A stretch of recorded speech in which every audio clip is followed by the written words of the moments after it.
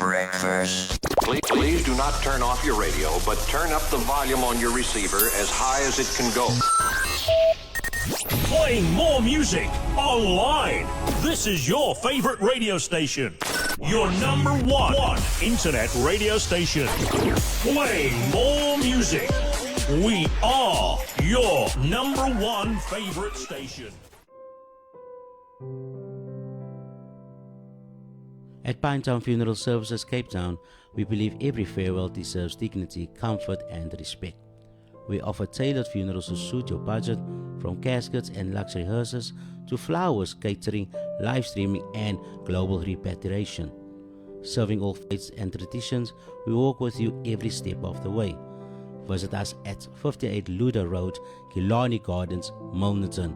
Call 072 748 1705 or 021 200 0005. Pinetown Funeral Services, because every request is our goal. Do you want to take your business to the next level? Advertise with Radio East River by emailing us at admin@radioeastriver.co.za.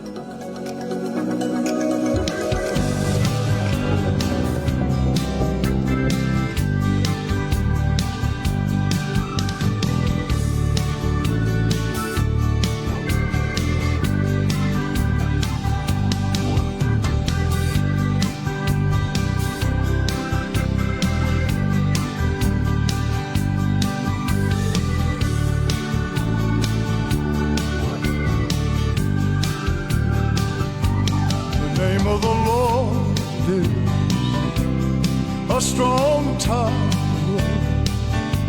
the righteous run to it, they are saved. The name of the Lord is a strong tower, the righteous run to it, they are saved. Blessed be the name of the Lord. Blessed be the name of the Lord. Blessed be the name of the Lord, the Most High.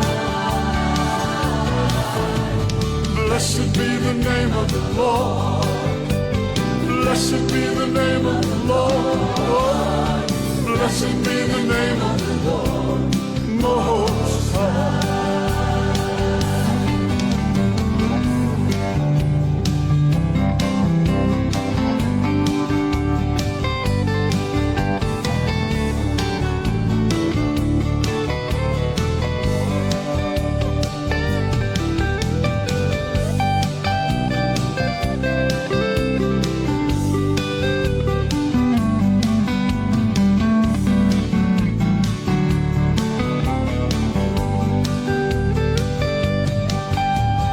Blessed be the name of the Lord. Blessed be the name of the Lord. Blessed be the name of the Lord, the Most High. Blessed be the name of the Lord. Blessed be the name of the Lord. Blessed be the name of the Lord, Most High.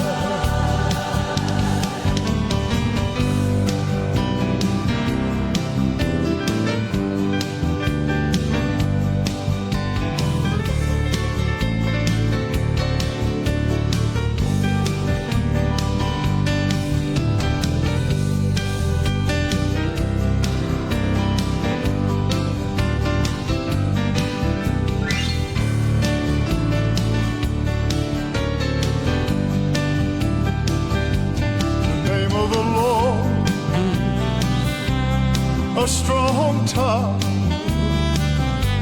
the righteous run to, they are saved. The name of the Lord, a strong tower, the righteous run to, they are saved. Blessed be the name of the Lord. Blessed be the name of the Lord. Blessed be the name of the Lord, Most High. Blessed be the name of the Lord. Blessed be the name of the Lord. Blessed be the name of the Lord, Most High.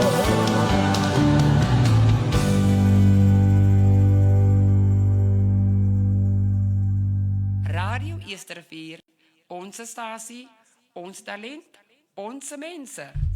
God bless you and welcome to this morning's broadcast of the Message of the Hour with me, Brother Elmo. And I welcome you here to the program and the platform, Radio Easter River, our station, our talent, our people. And thank you for everybody that's currently tuned in here on the Radio Easter River. For those streaming on TikTok, on the Radio Easter River TikTok profile, good morning to everyone. And also to those watching via Facebook on the Radio Easter River Facebook page. And as usual, for those streaming via www.radioeasterriver.co.za, the Lord bless and be with you, and thank you so much for your unwavered support over all these years. So, we want to draw your attention this morning to the Gospel according to St. Matthew, chapter number 28.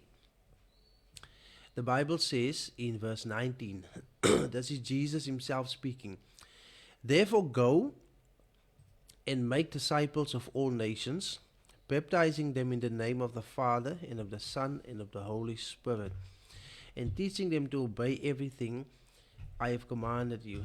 And surely I am with you always to the very end of the age." May the Lord add his blessings to the reading of his word. So we want to speak this morning about discipleship. And discipleship in itself was a term that was coined by Jesus himself. And Jesus himself didn't just coin the term disciples, but Jesus himself also demonstrated discipleship. We see that right in Matthew chapter number 4, Jesus called Peter and Andrew, and he said that they must follow him. Now Peter and Andrew was two brothers, and they were fishermen. And when Jesus told them this there by the sea, immediately they left their nets and they started to follow Jesus. So they didn't hesitate, they didn't question, but they started to do as Jesus said. And then we see in turn Jesus used them again to make many other disciples. And that should be our attitude. That should be our approach. That when Jesus says we must do something, that we must do it without doubting, without questioning, without thinking twice, but to look at his word and to do as he says. Now, discipleship is something that is so necessary that we must do, and it's part of the Great Commission that Jesus himself gave right before he went into heaven. And we see that the Lord commanded his disciples, even for 40 days, what it is that they should know. After his resurrection, he spent 40 days with them, with his 11 disciples, and he taught them the things concerning the kingdom of God. So the disciples came from the best seminary, they came from the best Bible school, they came from the feet of Jesus, where they were taught directly by the Master. So we see that the Lord Jesus told them exactly what it was that they needed to know. Anything else was not necessary to know, but they knew exactly what they needed to know. And that knowledge, what they knew, they passed on to us in the epistles of the apostles. Now, not every sermon of the apostles were recorded. Obviously, back then, the type of technology didn't exist that we have today. But what was written down on pen and paper or on the scrolls, that was preserved for us to have a record or an account of it even today. And we as believers that came in the centuries to follow, that is what we build our faith on. That is what we base our beliefs on, is on the epistles of the apostles and also the gospels. So we have the epistles and we have the gospels, and that is the fundamentals of our faith. Anything else on top of it, besides it, or that comes after it, that doesn't correspond with it, we cast aside. Because the early Christians, the Bible says, they remained steadfastly in the apostles' doctrine and in the fellowship and in the breaking of the bread and in the prayers. That's in Acts 2 verse 42. So that is definitely what the church should be doing. It should be going out and making disciples. Now, a disciple by definition is a fan or follower. There's no other way to describe it more plain and more clear.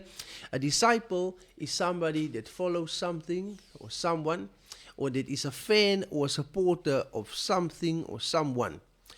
And when we make disciples of Jesus, we do not make disciples after ourselves, but we make disciples for Him. We tell others about Jesus that they might also follow Him. And that is what the Christian walk is about. It is about following Jesus. Jesus is the master and we are the followers or the servants. And the Bible even speaks about it in John chapter number 15, that it is sufficient for a servant that if he can be like his master. Not to be higher than his master or to be better than his master, but to be exactly like his master. That is what the servant aspires to be. And that is what it is about when it comes to being a Christian. We aspire to be like Christ. Not like anybody else. Not like another Christian. And discipleship is not about a Christian wanting to become like another Christian. But it is about a Christian becoming like Christ, wanting to follow Christ. Now we see when Jesus made disciples, like with Peter and Andrew in Matthew chapter 4, He said, "Come and follow me." And then we see in Matthew 16, Jesus said, "If any man wants to come after me, let him first deny himself, take up his cross and follow me." And that is what discipleship is about. It is about self-denial. It is not about you, it is about Christ. Jesus says that we must deny ourselves, take up the cross, and then follow Him. If we don't first deny ourselves, we cannot take up the cross. Because the cross is not about us, it is about Christ. We must first forget about ourselves, who we are, what we stand for, what we believe, and then we must take up our crosses and we must follow Him. But it must be done in that order first. Denying yourself, forgetting about who you are, then taking up your cross, and then you can follow Jesus.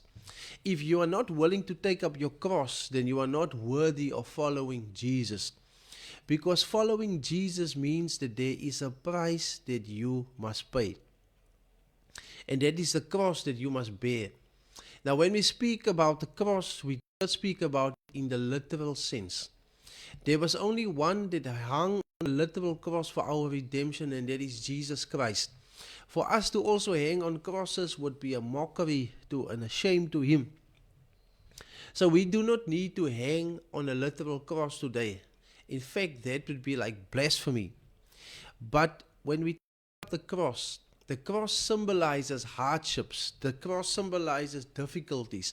The cross symbolizes persecution and mockery for the sake of Christ.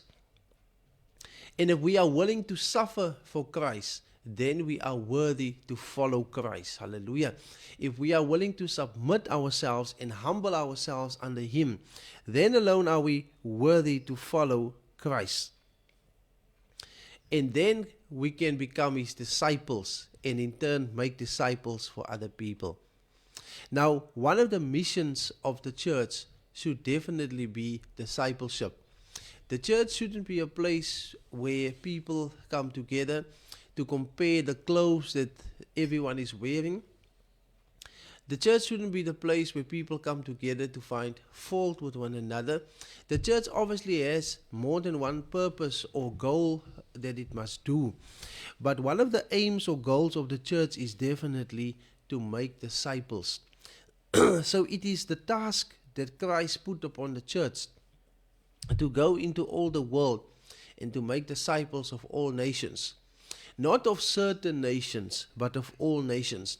God Himself died on the cross for our sins, so that he can redeem us out of every tongue, every tribe, every nation, every kindred. You can read about this in Revelation 1 and also Revelation chapter number 7, where the Bible speaks about people coming out of every nation, every tribe, every language, every kindred, and that they had washed their clothes in the blood of the Lamb, and that Christ had redeemed them. So discipleship is not limited to a certain ethnic group or certain nationality, but discipleship, to become a follower of Christ, it's universal, it is global. Anyone can become a follower of Jesus Christ, providing they follow him according to the biblical narrative, the biblical standard, and that they do not follow another Jesus that is being falsely portrayed, whose identity and traits does not match with the Jesus of the Bible. So salvation is available to all people if they are willing to believe, if they are willing to accept Jesus Christ and what he has done on the cross of Calvary, and they commit themselves to follow him every day. Hallelujah. And that is what Jesus even said about following him in Matthew 16. Denying ourselves, taking up our cross daily and following him. Hallelujah. So it is not a once-off thing. Now obviously we must accept Christ on a particular day and time. That day and time comes for everyone where you accept the Lord. But following Jesus is not a one-day thing. Hallelujah. It is something that must be done every day of your life, where you commit yourself to following the beliefs, the teachings of Jesus Christ. Now, when it comes to discipleship, we must emphasize this, that numbers do matter, but it doesn't always have to be big numbers. We see that on the day of Pentecost, 3,000 souls were converted. And then on another occasion in the book of Acts, 5,000 souls were converted. But then you have individual encounters where, for instance, Philip was talking to the Ethiopian eunuch while they were riding on the chariot, on the wagon. And then we see that it was a one-on-one conversation, and the Ethiopian became convinced based on Philip's preaching that Jesus was indeed the Son of God, and that he wanted to be baptized in his name. So there we see a one-on-one encounter, for instance. But whether it is one person that is being saved, or whether it is 3,000 people that is being saved or discipled, the fact of the matter is somebody must be discipled. Somebody must be saved. And in the Bible, we have different statistics given to us. There is, for instance, a time where Jesus himself was breaking the bread and the fish, multiplying it. And the Bible even gives the numbers of those that were eating or that were fed. The Bible speaks about 5,000 men that were fed, and that wasn't even the women and the children being counted. And it even speaks there was 12 baskets left after Jesus had fed everyone. So there is times where the Bible gives huge numbers or amounts like that. It is also possible that Jesus could speak to multitudes, because the Bible does repeatedly say that he spoke to multitudes. So, but then there were times where Jesus spoke to only his disciples. So whether it was public or private, whether it was large numbers or smaller numbers, but there were those that Jesus was attracting to follow him. And the Bible does speak, where 2 or 3 are gathered in my name, there I will be in their midst. So sometimes it can be little, sometimes it can be much, but we cannot cut it out of the equation and pretend that there is no souls to be won. Numbers do matter to God. We see in the book of Numbers in the Old Testament, which is the 4th book of Moses, the Bible even speaks there about numbers in detail, especially with the Israelite people, those that went up to fight in the army, even those according to their clans or their tribes. The Bible even gives detail of their numbers. So God does take note of numbers. And the church should aim to win more people to Christ, to win the lost at all costs. Now, some churches are big, some churches are small. That doesn't mean that we must look down on churches that have less congregants, but also those churches that have more in number should also guard against this, that the numbers that they have is people that genuinely serve Christ and not just part of statistics. Sometimes we can have large crowds or assemblies, but not everybody is born again. Not everybody is a believer in the Lord Jesus Christ. So the church should be making disciples, but not for the show of it. Not to brag about they have 1 million more or so forth and so forth. But the church should be focusing in making people genuine disciples of Christ. Now, to be a disciple is to be a person that follows Christ on a daily basis. Now, the Apostle Paul had a way. The Bible says that he preached in a city in the book of Acts in Corinth, and then he stayed there for 1.5 years. We see even when he came to the coast of Ephesus that he was speaking to the disciples of John, and then he introduced them to the baptism in the name of the Lord Jesus, and then with that also came the Spirit baptism. So we see that Paul stayed with them until they had received the Holy Spirit. So when it comes to discipleship, it is not just about converting somebody on the spot, but it is a committed relationship that starts, a committed walk in counseling and mentoring that person in his or her walk with the Lord. Now, many times at evangelical crusades, people can become converted, which is great. But those people will need ongoing support as well. There must be consistency, there must be commitment, there must be sacrifice from both parties. The one that is preaching, but also the one that shows a desire to follow Jesus Christ. That person should show commitment by attending church services regularly, where his or her soul can be sustained with the Word of God and with fellowship with other believers and with the prayers, of course. Now, when it comes to the Christian walk, no man is an island. You cannot be a Christian all by yourself, all alone. But we need others as well. We need our fellow brothers and sisters. And there are certain things that God commands us that we should do in community. Hallelujah. Such as the Lord's Supper, the baptism in itself. You cannot baptize yourself in water. You need somebody to baptize you in water. The Lord's Supper also needs to be ministered to you, and you should be receiving it with the body of believers. The bread that we eat during the Lord's Supper or the communion, it is not just bread that represents the body of Jesus, the physical body, but it also represents the mystical body of Jesus Christ upon the earth, which is one body consisting of many members. And even such things as the Lord's Supper should be celebrated with other believers. Now, there's no problem if you pray alone. Those prayers must also be done. But we should come back to the old time also, as it was in the book of Acts, where the believers assembled themselves together and they prayed together. And the Bible even says that the place where they were praying was shaken. It was like there was an earthquake that came through. And that is things that must be done together. So no man is an island when it comes to discipleship or being a disciple of Jesus Christ. Even the act of discipling people.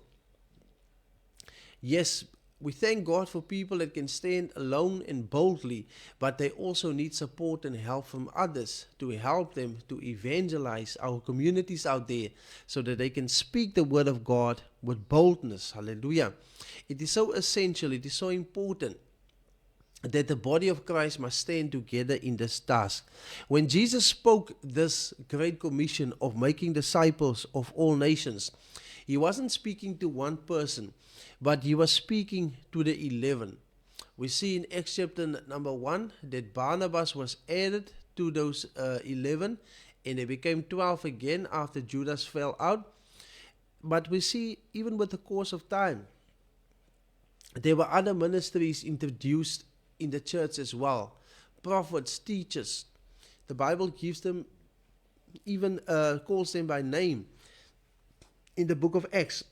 But nonetheless, we see that the Lord wasn't speaking to one person only, but he was speaking to more than one, because one person cannot do it all. The body of Christ needs each other. The Bible doesn't speak about a one-fold ministry. It speaks about a five-fold ministry. The apostles, the prophets, the teachers, the pastors, the evangelists. So it's a five-fold ministry. And this five-fold ministry doesn't work against each other, but it works with each other. Now we're going to take a break quickly. We're going to listen to that song again. Blessed be the name of the Lord. After that, we return to today's broadcast. God bless you. Radio Eastervier, onze stasie, ons talent, onze mensen.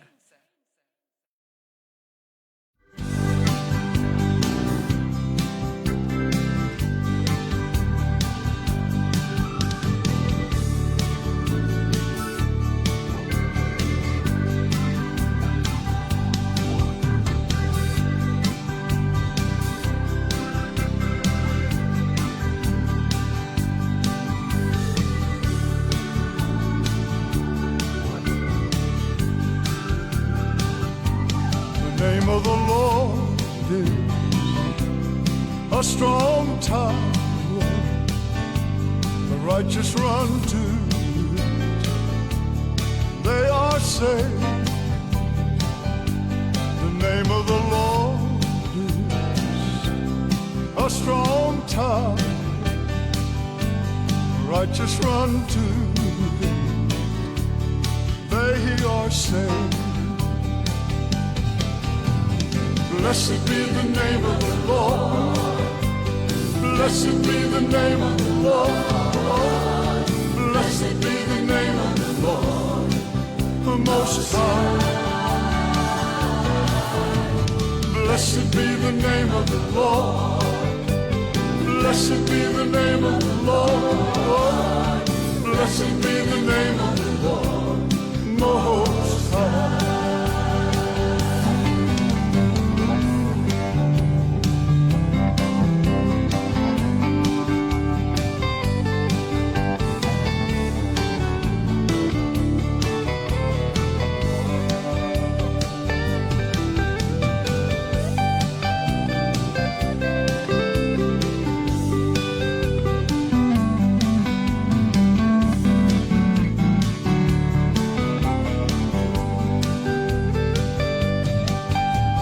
Blessed be the name of the Lord.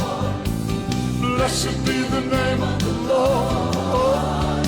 Blessed be the name of the Lord, the Most High. Blessed be the name of the Lord. Blessed be the name of the Lord. Blessed be the name of the Lord, Most High.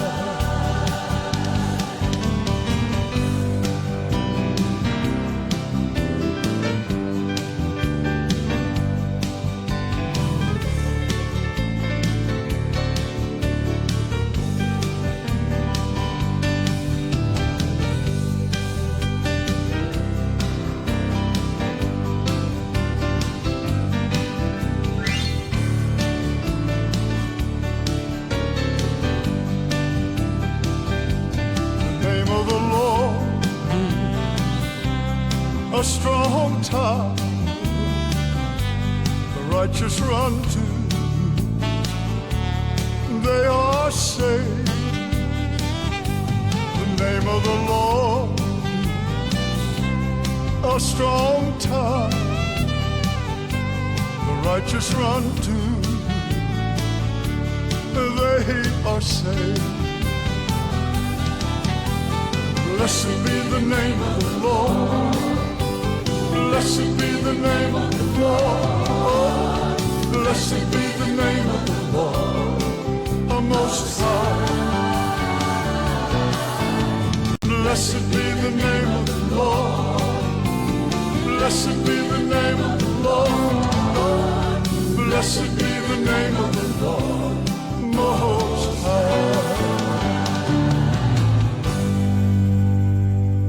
Radio East River, our station, our talent, and our people. God bless you and welcome back to this morning's broadcast of the Message of the Hour.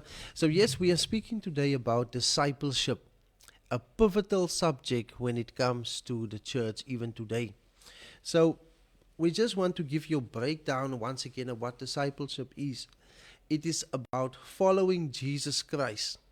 It is about denying yourself, taking up your cross and following the Lord Jesus. Nothing else, nothing less. Now to follow Jesus, there's obviously steps. Just as you would start to follow something or somebody, it is not just something that you do randomly without consideration. But when we follow the Lord Jesus Christ, it all starts with the act of justification. Now, justification is when we hear the gospel of the Lord Jesus Christ and when we respond to the gospel of Jesus Christ. So when we hear about what Jesus did on the cross and the conviction comes in our hearts to start following Him, then we make a commitment to start following Him. And then we become justified by faith. The Bible speaks about it in the book of Romans, chapter number 5 and verse 1. Therefore, being justified by faith, we have peace with God through our Lord Jesus Christ. So it all first starts with justification. But after we accept the Lord, it doesn't just stop there. But the Lord gives us instructions in His Word on how we should live. Now, before you become a disciple of Christ, you are obviously a disciple of somebody else or something else, where you used to walk after a certain way. You lived a certain life. But now that you have made a commitment to Christ, you need to start living according to Christ. And you find this in His Word, what it is that He expects of you. Hallelujah. So being a disciple, discipleship includes regularly Bible study, reading the scripture, and also church attendance. It is of utmost importance because it is at church where you get strengthened to walk with Christ even further. And therefore it is advisable that every man and woman should have a church where you go to. You should have a place of fellowship. You should have a place where you can gather, hallelujah, with other saints, with other believers, where you can pray together, where you can receive encouragement, but also rebuke at times. Now, every person that follows Christ knows that there comes times where you run short. There comes times when you have your weaknesses. And that is the times where the gospel needs to be preached also in firmness, in sternness, so that you can also be brought back on the right path. Sometimes people start following Christ and then they stray from the way. And it is so important that the Bible should be preached unbiased. The Bible should be preached without fear, without favor. Now we all do need encouragement. We all need our souls to be strengthened from time to time. But there comes also certain periods in our life where we also need to be rebuked. There comes times when we need to be admonished, when we need to be brought back in line, because people tend to step out of line. And sometimes people go live any way that they want to live. But being a disciple means regular Bible study, regular church attendance, regular prayers. And it is all about adjusting our lifestyles according to the standards that Jesus Christ sets for us in His teachings, in His Word. So, if you say that you know Christ, but you don't walk according to His Word, then you should reconsider yourself. Because if you say that you know Him, but you don't do what He says, then what you're saying is simply not true. Now, we do not know Christ after the flesh, but we know Christ after the Spirit. Hallelujah. Now, the Apostle Paul was such an individual that knew Christ after the Spirit. When Jesus was walking on the earth in a physical body, Paul didn't know Him like that. But Paul came to know Him in the Spirit after His resurrection, in the power of His resurrection by revelation. Hallelujah. And that is also something that the church needs today and that every disciple of Christ needs. It is a personal revelation. Hallelujah. But first, a personal relationship with Christ through regular Bible study, prayer, church attendance. And with that all comes a personal revelation. Hallelujah. Now it all starts with a personal revelation also, because Christ reveals himself through the preaching of the word. Praise the name of the Lord. And it is so important that we should ask the Lord for revelation. Now, discipleship continues in how we walk and conduct ourselves on a daily basis. Hallelujah.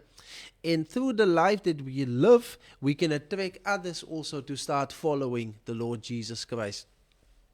So it is not just a matter of saying I commit myself to Christ, but then living otherwise. If you can imagine a man and a woman coming together to marry, the woman says, I commit myself to this man, and the man says, I commit myself to this woman. After saying that you commit yourself, you actually need to live it out. Yes. There's no point you say, I will commit myself to this woman, but then this other woman as well. Or you commit yourself to this husband, but then there's other husbands as well. When you commit yourself to Christ, it should be Christ and Christ alone. Nobody else. Nothing more, nothing less. It should only be Christ that you are committed to please.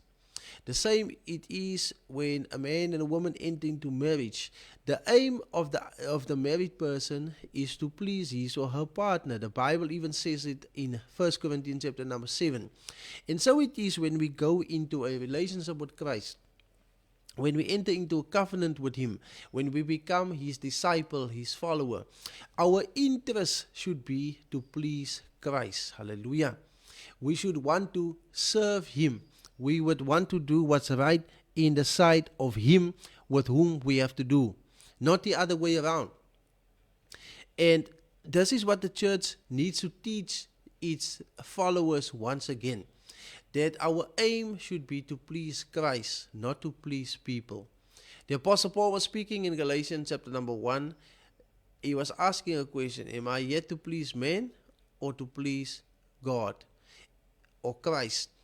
If I were still to please men, then I would not be the servant of Christ. So, not just to the preaching does this apply, but also in our daily lives. Yes, we should aim to please Christ. We should live to please Christ. So Christ lived righteously. Christ didn't live unrighteously. So you never found Jesus at the wrong places. You never found Jesus doing wrong stuff. Now Jesus did speak to the wrong type of people. He was sitting with the publicans, the heathens, the prostitutes, but Jesus didn't participate in the activities. Jesus was sitting with them so that Jesus could win them. Hallelujah. And if you as a disciple of Christ is having a friendship with somebody that is not a disciple of Christ, your only aim should be to win that person over to Christ. Because if you don't win that person over to Christ, that person will win you back to the world, or that person will win you to unrighteousness. And therefore, we should carefully choose who our friends are once we've become disciples of Christ. A disciple of Christ should have friends that are also disciples of Jesus Christ. So this is what is so important when it comes to discipleship, is that support. Supporting new disciples that have accepted Jesus Christ, but also supporting one another in our walk with the Lord. And if we do that, then we will do good. If we do that, we will strengthen one another. And then as we can clearly see, that discipleship is a process. Hallelujah. A process where you follow Jesus from day to day. Let us pray. Heavenly Father, thank you for giving me this opportunity to speak about discipleship this morning. And I pray that there will be a renewal and an awakening from the church side to start making disciples again. But not just to get people to the point to make a decision for Christ, but to get people to the point, Lord, where they constantly assist people in their walk with the Lord, strengthen people in their walk with the Lord. and also for those that recently became your disciples that have accepted you. I pray that your Holy Spirit will guide them, Lord, and that you will keep them in the palm of your hand, that nobody will be able to take them or pluck them out of your hand. I pray that you will strengthen those that are pastors over the body of Christ, that they may shepherd the sheep, that they may assist the disciples in their further walk with you. Hallelujah. And also for those that are out there in the mission fields and those that are evangelists, that you will help them, Lord, that they will stand firm and bold in the faith under the anointing of the Holy Spirit to proclaim the gospel to a broken world and to make disciples for you, to lead people out of darkness into your light. We ask this in the matchless name of the Lord Jesus Christ. Amen. Now the Lord bless you. Thank you for everybody that was tuned in here on the leading internet radio station in the Mother City. I also want to give a shout out to my daughter Eliana. She is turning 2 today, so it's her birthday. The Lord blessed me and my wife exactly 2 years ago with a little girl whom we called Eliana, and Eliana means that God has answered me, and that is exactly what happened. So the Lord bless you as I go off the air. Until the next time we listen to that song, blessed be the name of the Lord. Amen. Radio East River, our station, our talent, and our people. Buying or selling a house? You'll need an attorney who is also a conveyancer to handle the transfer registration at the deeds office. We at Marie Miller Hendricks Attorneys, the oldest and biggest law firm in Kuils River, have simplified property transfers. We also provide legal services with leases, evictions, bond registrations, and family law disputes, including divorces. A local law firm trusted by the community for over 40 years. Visit us at 58 Van Riebeek Road, Kuils River, call 021 900 5300, or visit our website at www.mmh.law. Marie Miller Hendricks, no legal matter is too small or too big for us.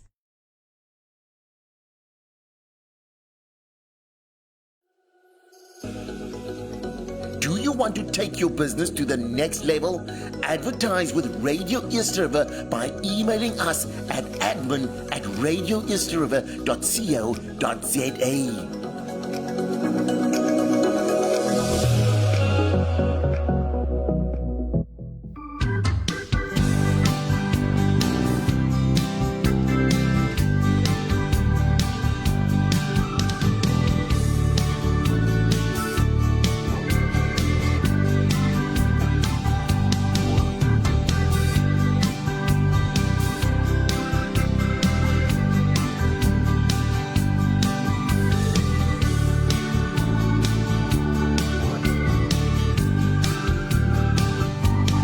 Name of the Lord is a strong tower. The righteous run to it, they are saved. The name of the Lord is a strong tower. The righteous run to it, they are saved. Blessed be the name of the Lord. Blessed be the name of the Lord. Blessed be the name of the Lord, the Most High. Blessed be the name of the Lord. Blessed be the name of the Lord. Blessed be the name of the Lord, Most High.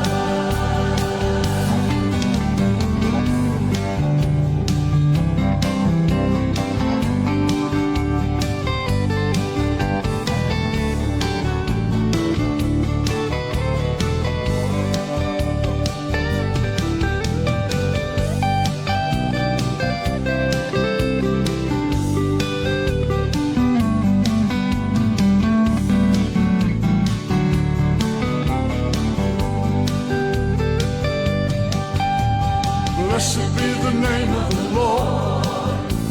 Blessed be the name of the Lord. Blessed be the name of the Lord, our Most High. Blessed be the name of the Lord. Blessed be the name of the Lord. Blessed be the name of the Lord Most High.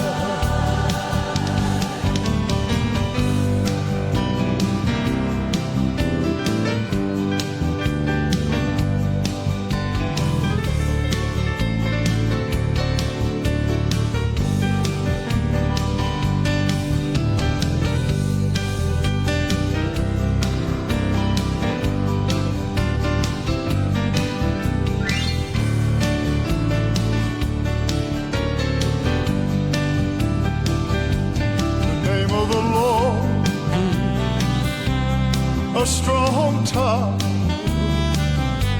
the righteous run to, they are saved. The name of the Lord, a strong tower, the righteous run to,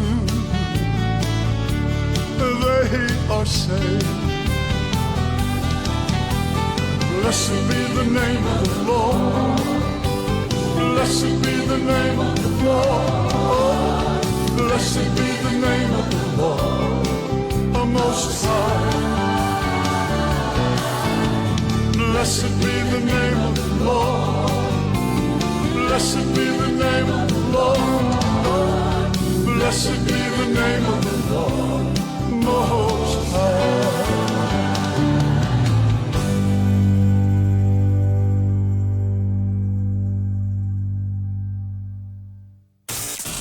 The best variety of music.